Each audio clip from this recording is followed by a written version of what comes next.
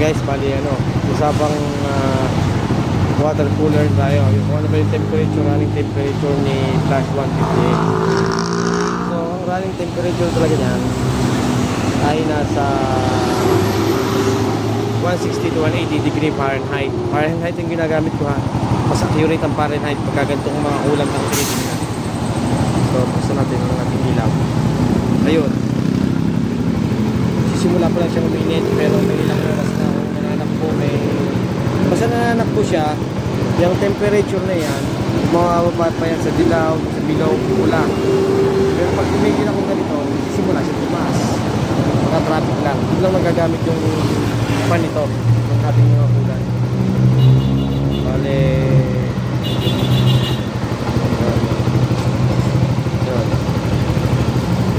mamaya pagka tumaas siya ng dumapat siya doon sa R tsaka M, hindi siya abutin ng 190 to 200, hindi siya abutin doon. Automatic mag-activate na yung fan at saka yung kanyang yung kanyang thermostat. Patayin natin mga ilang minuto. Yun, mag-activate na. Doon pa lang, kalahati pa lang kalahati pa lang yung temperature ng 160 to 1 basta 1 nga, 160 to 180. Yun, mag-activate na siya, tapos mapag-bukas yung pan.